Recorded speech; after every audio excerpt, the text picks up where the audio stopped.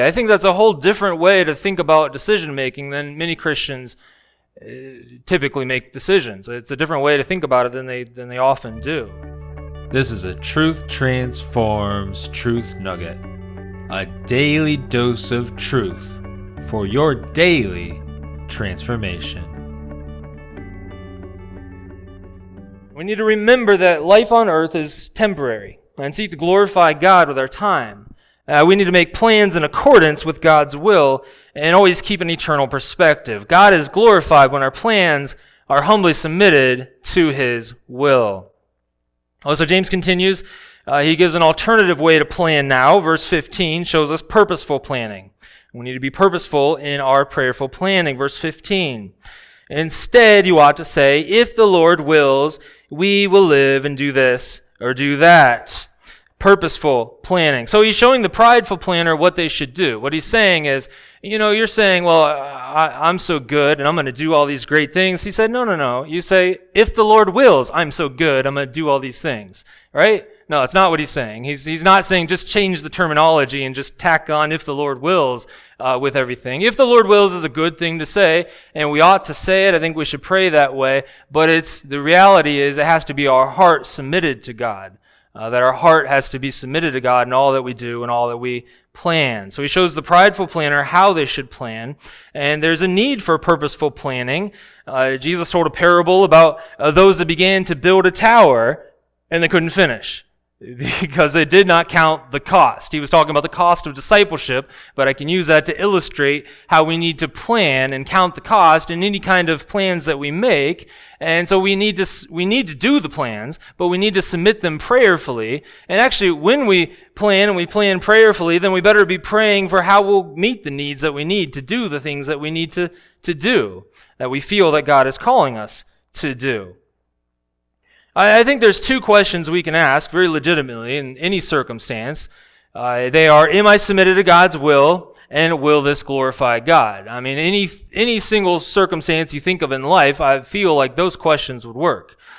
This is whatever might be happening, am I submitted to God's will? Well, if you're not about to make a decision that has moral implications, you're not about to sin, and you're doing it very prayerfully, then you ask, am I submitted to God's will? And you can say, yes, I'm submitted to God's will. I've been praying about it, following His word, and I'm going to make this decision now. I'm going to use the wisdom He's given me and make this decision. You can also ask, is this going to glorify God? Or what's going to glorify God the best? You got decision A or decision B.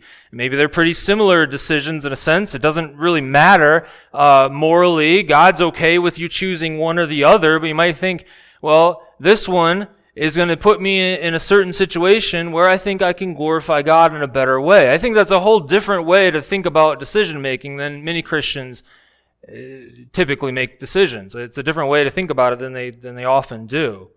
And I heard about some high school seniors that were starting to make decisions this way. Rather than just choose a college and choose an industry to work in for the typical reasons that people do, for pay and opportunity and advancement and fulfillment, they might choose a college or choose an industry for different reasons, for missional purposes. And so they might choose a certain college because of the ministries that they can be involved in at that college. They might, when they graduate from college, they go into a field that they'll be fulfilled and they feel gifted in. But should I work for company A or company B? Well, everything is pretty equal with both of those companies, but you know what? In this one, it's going to put me right by a very biblical church that has great outreach. I'll be able to serve in the church. I'll be able to serve those around me. It's a very different way of making decisions than, unfortunately, many high schoolers and anyone of any age is shown how they should make decisions in this life. I think Christians should make decisions in a different way than the world. And so that's something just to think about. I think we need to make decisions that will, with the mindset of what will best glorify God. So certainly we should plan, we should make plans, and we should work those plans, but we better be sure to be prayerful in making the plans. We need to be sure that all of our plans are submitted to God's will. Well, I do pray that was a blessing. Now, do me a favor, and if you enjoyed today's Truth Nugget, go ahead and hit that like button. That really does help to spread this to more people. Also, if you're new to the channel, you've joined us in the middle of a series on the book of James. And you can find all of the Truth Nuggets on the book of James in a playlist that'll be available in the description and also on the channel homepage. God bless you, and I'll see you in the next episode.